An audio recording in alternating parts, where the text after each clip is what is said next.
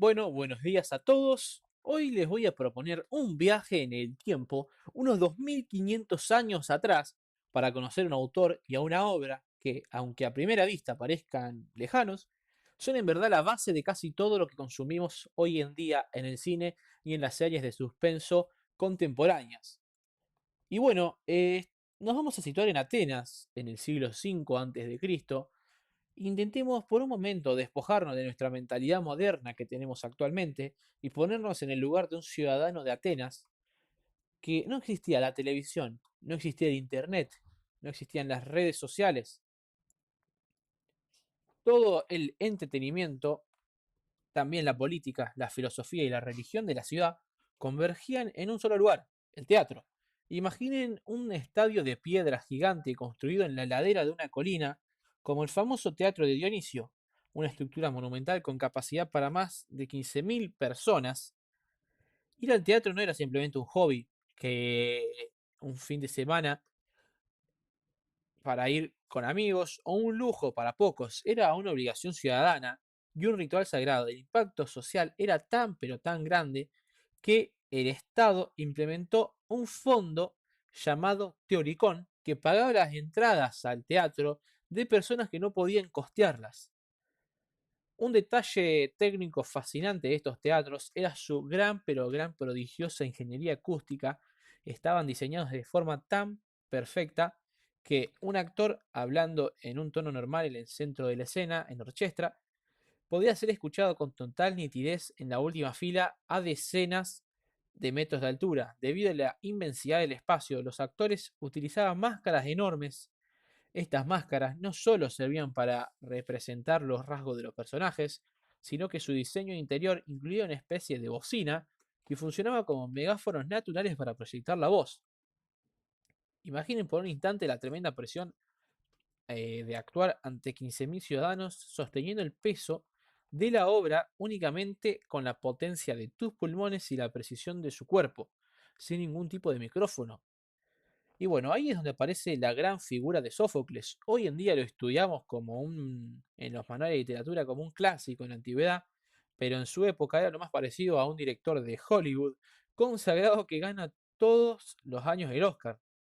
Bueno, la obra que vamos a analizar hoy es Edipo Rey. Muchos de ustedes habrán escuchado el nombre Edipo por la psicología, pero hoy vamos a ir a la raíz de donde nace la palabra Edipo. Edipo Rey es técnicamente el primer gran thriller policial y psicológico de la historia, y es la crónica de una investigación desesperada, la historia de un detective de élite que buscando incansablemente un criminal para salvar a su ciudad, termina descubriendo una verdad más terrible de lo que imagina. Bueno, vamos a hablar sobre Sófocles, el hombre récords. Para entender la obra primero, antes tenemos que analizar al gran autor de esta, Sófocles, nacido en el 496 a.C. en Colono, una aldea hermosa que hoy es parte de la ciudad de Atenas. Su padre Sofilo no era un ciudadano común, era un gran fabricante de armas y armaduras. Sófocles creció entre talleres, procesos de producción, moldes y metales, lo que quizás explica por qué sus obras tienen una estructura tan precisa y no es descabellado pensar que la crianza influyó en la mentalidad de él, otorgándole una visión estructural y muy rigurosa. Sus obras no se sienten para nada improvisadas, tienen una estructura tan exacta y calculada que da la impresión de haber sido ensamblada por un ingeniero de literatura. Gracias a la gran fortuna familiar, recibió lo que los griegos llaman una paideia, una educación integral del más alto nivel, combinando todos los rasgos posibles para mejorar. No era el estereotipo del intelectual encerrado y débil, era deportista, gimnasta, destacado por su belleza física y su destreza. A los 16 años ya era famoso tras la victoria naval histórica de los griegos contra los persas en la batalla de Salamina. Le eligieron a Sófocles por su carisma y talento para liderar el peán. A diferencia de otros grandes trágicos como Eurípides, que solía ser alguien incomprendido, Sófocles tuvo una existencia llena de éxito constante, afecto público y reconocimiento institucional. Participó activamente en la vida política y militar de la ciudad. Fue elegido tesorero de Atenas, administrando los fondos de la Liga de Delos, y fue nombrado estratego, es decir, general militar de las Fuerzas Armadas, dos veces. Llegó a comandar tropas en combate junto a Pericles, el político más influyente de la era dorada de Grecia. En resumen, Sófocles era el ideal griego del ciudadano perfecto, pero la gran pasión de Sófocles eran las grandes Dionisias. Los prestigiosos concursos del teatro de Atenas, eh,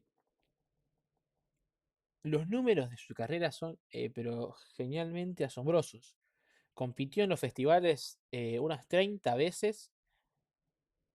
De esas 30 veces, ganó el premio 18 veces y las otras 12 quedó segundo. Jamás quedó en un tercer lugar o más abajo de eso. Es un récord absoluto e imbatible en la historia del teatro clásico. En su debut absoluto a los 28 años, le ganó el primer premio nada más y nada menos que al viejo maestro Esquilo, que era el campeón invicto y padre indiscutido de la tragedia. Incluso en su vida longeva hubo un drama real, ya que de muy anciano, casi con 90 años, su hijo mayor Lofonte, celoso de la atención que su padre le daba a otros miembros de la familia, lo llevó a juicio ante los magistrados de Atenas. El hijo argumentaba que el anciano estaba senil, que había perdido la razón y era incapaz de administrar la cuantiosa fortuna familiar. La defensa de Sófocles ante el tribunal fue magistral, no contrató abogado ni pronunció un discurso político. Simplemente sacó el manuscrito de la obra que estaba trabajando en ese momento, Edipo en Colono, y comenzó a recitar ante los jueces uno de los coros más bellos que se hayan escrito jamás sobre su tierra natal. La profundidad, la lucidez y la belleza poética de lo que escucharon era tan impactante que los jueces conmovidos se pusieron de pie, lo ovacionaron unánimemente y lo desestimaron del caso de inmediato. Murió a la edad de 90 años en el 406 a.C. Tuvo la que se podría decir la fortuna histórica de morir justo a tiempo para no ver la dolorosa caída de su amada Atenas ante Esparta en la guerra del Peloponeso. Los atenienses le rindieron honores religiosos y le construyeron un altar de culto como un héroe bajo el nombre de Dexio, que significa el que recibe. Ahora bien, ¿qué fue exactamente lo que Sófocles revolucionó? Si comparamos el desarrollo del teatro con la evolución de la tecnología, podríamos afirmar que Sófocles fue el que actualizó todo el teatro. Primero introdujo el tercer actor, el tritagonista. Hasta ese momento la tradición solo permitía que interactuaran dos actores simultáneamente en escena junto al coro. Sófocles rompe ese límite e introdujo un tercero. Esto permitió que las tramas se volvieran muchísimo más complejas, posibilitando la existencia de secretos, malentendidos y dinámicas triangulares de conflicto. Fue el paso definitivo hacia el realismo dramático. La escenografía fue el primero en ordenar que se pintaran lienzos y maderas para decorar el fondo del escenario. Quería que el público no solo se imaginara el entorno a través de las palabras, sino que pudiera ver de forma inmersiva la fachada del Palacio Real, el templo o la densidad del bosque. Y después la autonomía. Dejó de lado las trilogías largas y presentó obras independientes y autoconclusivas. Esto lo obligaba a concernar toda la potencia dramática y el desarrollo de los personajes en una sola pieza de relojería, sin margen para el relleno. Para lograr esta intensidad, Sófocles respetó con precisión matemática lo que el análisis literario denominó posteriormente como las unidades aristotélicas. La unidad de acción, que es que la obra se enfoca en una sola trama principal, eliminando las subtramas dispersas, como puede ser un ejemplo de la investigación de Edipo. Luego la unidad de tiempo, que toda la historia transcurre en un único día, desde el amanecer hasta la noche. Y los personajes nunca cambian de escenario, todo ocurre exactamente en el mismo sitio frente a las puertas del Palacio de Tebas. Esta estructura no es caprichosa, sino que genera en el espectador una sensación de claustrofobia y presión constante. No hay elipsis temporales, no hay viajes a otros lugares, el espectador está atrapado junto al protagonista en una olla a presión cronológica. Asimismo, Sófocles amplió el número de integrantes del coro, pasándolo de 12 a 15 personas. Para él el coro no era algo simple, un adorno musical, sino que funcionaba como que el espectador ideal. observaba la acción desde dentro, comenta los dilemas morales y advertía a los gobernantes sobre los excesos y ayudaba a la audiencia en las gradas a procesar y canalizar más intensas de las obras. En lo que respecta a su estilo poético y narrativo, Sófocles usaba los mitos heroicos tradicionales de la cultura griega, que son historias que el público ya conocía a la perfección desde la cuna. La genialidad de Sófocles no residía en el que pasaba, sino en el cómo pasaba. Sus obras se centran en el sufrimiento humano frente al destino, mientras otros autores hacían que los dioses intervengan, bajando del cielo para resolverlo todo. Aquí Sófocles, los dioses solo adoptaban posturas silenciosas y ocultas. Las deidades se manifiestan únicamente a través de los oráculos o profecías enigmáticas y se retiran, dejan que el ser humano se equivoque y encuentre su propio camino. Para estructurar este choque entre la voluntad humana y el destino, Sófocles perfeccionó dos herramientas fundamentales: el agón, que era el debate o enfrentamientos verbales de una intensidad dialéctica tremenda, casi como un juicio moderno, y la ironía trágica. La ironía trágica ocurre cuando un personaje pronuncia una frase que para él tiene un sentido lógico, pero el público que conoce el mito y sabe la verdad de fondo entiende que estas palabras tienen un significado oculto mucho más terrible y profético. Por ejemplo, cuando Edipo jura destruir al asesino, nosotros sabemos que está jurando su propia destrucción. Y bueno, vamos a hablar ya sobre el desarrollo de Edipo Rey. Entremos de lleno en lo que es la trama de la obra. Imaginen que el drama comienza. Las colosales puertas del Palacio de Tebas se abren y la primera imagen que impacta en el público no es la de un reino próspero y feliz, sino una absoluta desolación. La ciudad de Tebas está siendo devorada por una peste negra y horrible. Los campos no dan cosecha, el ganado muere y las mujeres dan a luz a niños muertos. Cuerpos apilados en las esquinas por todos lados. Una delegación de sacerdotes y ciudadanos desesperados se arrodillan ante los pies de su rey, Edipo, suplicando que los salve. Edipo no es un rey indiferente o cruel.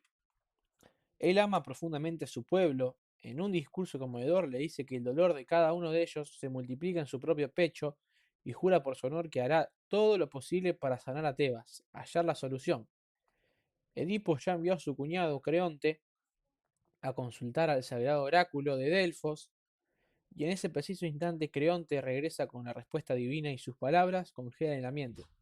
La peste no abandonará la ciudad hasta que el asesino de Layo, el antiguo rey, sea descubierto, castigado con la muerte o expulsado para siempre de la tierra de Tebas. Y acá empieza lo que les decía antes. Edipo se pone el traje de detective principal, lanza un decreto público implacable y maldice solemnemente al asesino desconocido, excomulgándolo de la sociedad y diciendo que lo perseguirá hasta los confines de la tierra sin importar quién sea. El primer testigo de peso que manda a llamar es Tiresias. El anciano divino de la ciudad Tiresias posee una particularidad. Es ciego de nacimiento, pero los dioses le concedieron la visión espiritual, la capacidad de ver la verdad oculta del universo. Al llegar al palacio, Tiresias se muestra aterrado y suplica que lo dejen regresar a su casa, exclamando que el conocimiento es una carga terrible cuando no trae ningún beneficio a quien lo posee.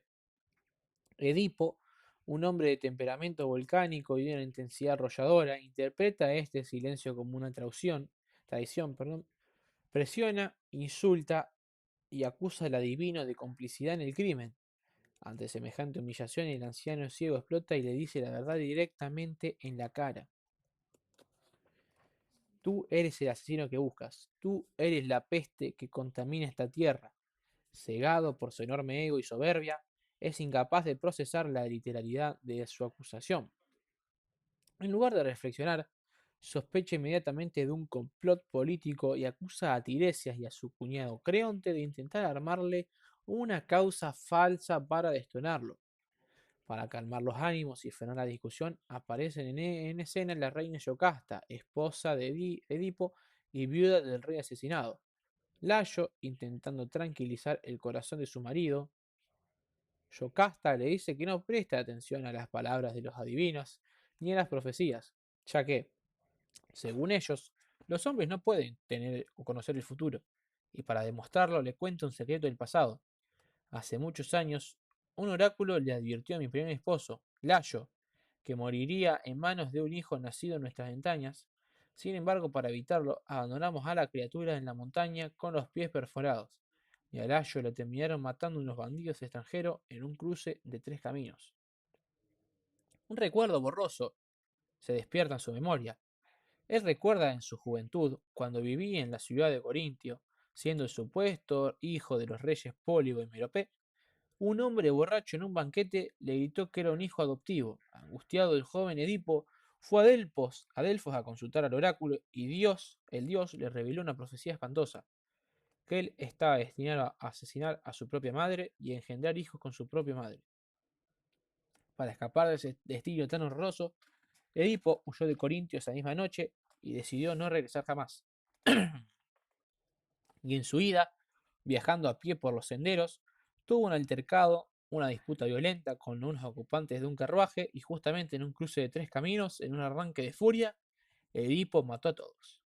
La tensión dramática escala a un punto más alto cuando ingresa un mensajero proveniente de la ciudad de Corintio. Trae una noticia que en apariencia es un alivio. El anciano padre de Edipo, el rey Pólibo, murió por causas naturales debido a su vejez. Edipo respira aliviado por un segundo y exclama con ironía que las profecías son una mentira, ya que su padre ha muerto y él no le ha tenido nada que ver con su fallecimiento. Sin embargo, todavía teme que el mensajero, creyendo ser amable, todavía teme regresar a Corintio por el miedo latente de terminar en el lecho de su madre, Merope, pero el mensajero, creyendo ser amable, le suelta la bomba definitiva. No temas por eso, Edipo. El rey Pólibo no compartía contigo ni una sola gota de sangre.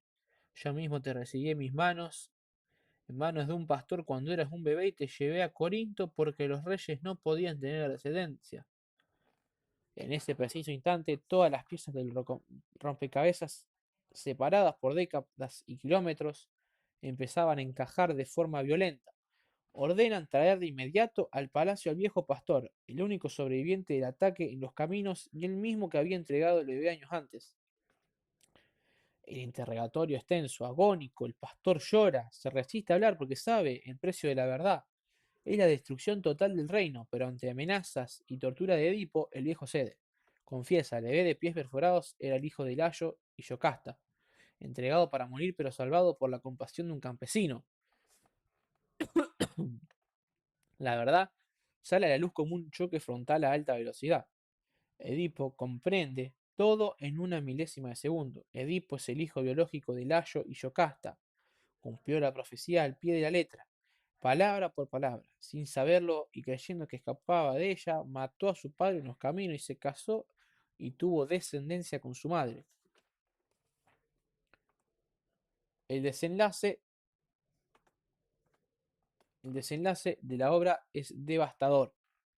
Yocasta, al comprender la horrible magnitud del incesto, corre al interior del palacio y se quita la vida ahorcándose con sus propias trenzas. Edipo ingresa desesperado en las habitaciones, la encuentra colgada y en un ataque de dolor arranca los pesados broches de oro que colgaban del vestido de la reina muerta y se los clava repetidamente en sus globos oculares, destruyendo su propia vista.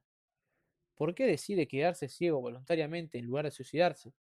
El propio personaje lo explica en un lamento desgarrador, porque dice que sus ojos ya no tienen derecho a mirar nada hermoso en este mundo, que no soportaría ver los rostros de sus hijos engendrados en el pecado, y que tampoco sería capaz de mirar a la cara a los padres cuando descienda al mundo de los muertos.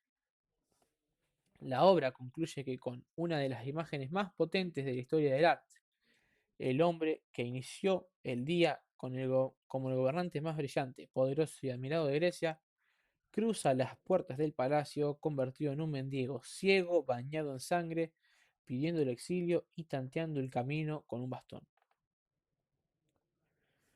Y bueno, vamos a pasar a ver el análisis crítico y posicionamiento en esta obra. Una vez ya recorrido este viaje narrativo, considero fundamental detenernos a hacer un análisis crítico. Un concepto técnico clave de la tragedia griega clásica es la jamartía o un error trágico.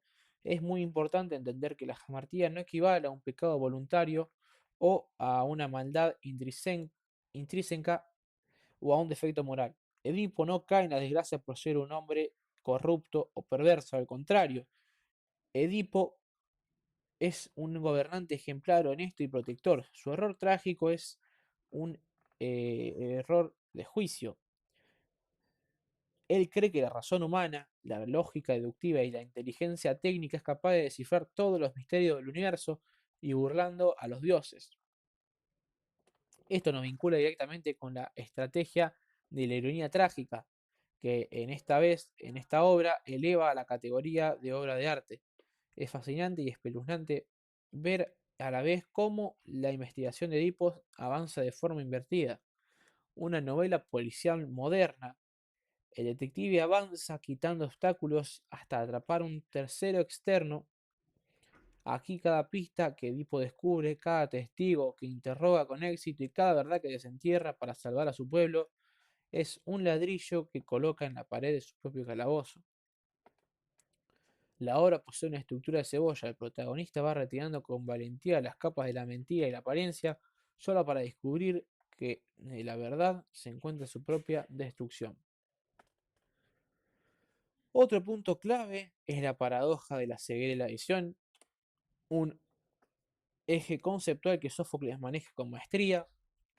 A los largos de los primeros actos de la obra se produce un juego de espejo irónico. Tiresias es ciego desde el punto de vista físico, pero posee una visión espiritual perfecta. Ve la verdad desnuda de los hechos. En contraste, el rey Edipo tiene una vista biológica perfecta, pero padece de una ceguera espiritual absoluta respecto a su propia identidad. No sabe quién es, de dónde viene ni lo que hizo. Sófocles nos plantea una tesis profunda. Solo cuando Edipo se destroza los ojos y renuncia a la visión del mundo físico, accede a la verdad de la visión interior. Edipo Rey nos obliga a formularnos una de las preguntas filosóficas más antiguas e inquietantes de la condición humana. ¿Existe verdaderamente el libre albedrío o somos los mecanismos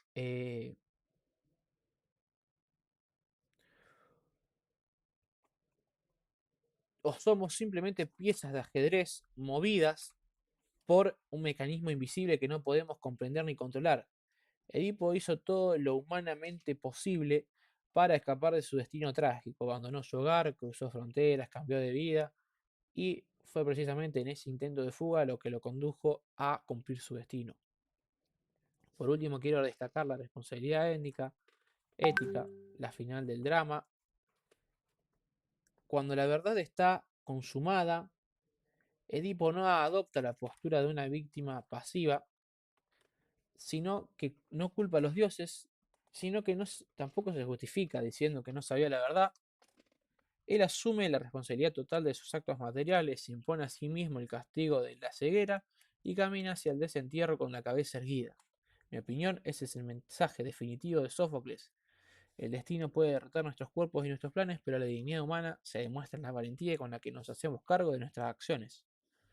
Y bueno, vamos a pasar al punto final, que son datos curiosos, que el acertijo de la finge y sus detalles, aunque la en este episodio ocurre antes del inicio cronológico de la obra. Es el evento que consagra a Edipo como salvador y rey de Tebas. La esfinge era un monstruo con cuerpo de león, alas de águila y cabeza de mujer que devora a los viajeros que no resuelven su enigma. ¿Qué ser camina en cuatro patas a la mañana, en dos al mediodía y tres a la noche? Edipo fue el único capaz de responder usando la lógica. El ser humano, que gatea en su infancia, camina erguido en sus dos piernas en la adultez y utiliza un bastón en la vejez. El segundo, la perfección de Aristóteles. que Aristóteles usó esta obra como el modelo ideal de una tragedia, destacando que la obra manejaba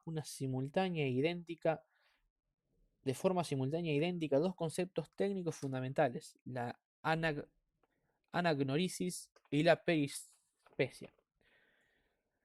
Tirano o rey legítimo. El título original en el griego antiguo de la obra Oedipius Tiranos, la palabra tirano no tenía un significado negativo como hoy en día. El vínculo con la peste de Atenas. Existe una fuerte hipótesis histórica que sostiene que Sófocles escribió y estrenó esta obra alrededor del año 430 a.C., momento exacto en el que la ciudad de Atenas sufría una epidemia real de peste histórica que diezmó a un tercio de su población. Sigmund Freud usó esta obra para su teoría psicológica del complejo de Edipo, planteando la teoría de una etapa del desarrollo infantil basada en el deseo inconsistente hacia la figura materna y la rivalidad con la paterna. Y bueno, para cerrar de una manera definitiva nuestra exposición de hoy, me gustaría que nos llevemos a casa una idea principal, es que Sófocles fue por encima de todo un auténtico ingeniero del drama humano. Como pudimos observar a lo largo del análisis de sus innovaciones, diseñó una estructura literaria que funciona con la precisión milimétrica de una pieza de relojería o un motor sincrónico, donde cada engranaje, cada diálogo y cada recurso de ironía están ubicados con el fin de que se cumpla el destino de una manera inevitable e implacable. Retomando mi posicionamiento crítico, considero que Edipo Rey no debe ser leída como la simple crónica policial de un crimen del pasado, sino como la gran tragedia del conocimiento humano. Nos deja una gran reflexión de la vigencia abrumadora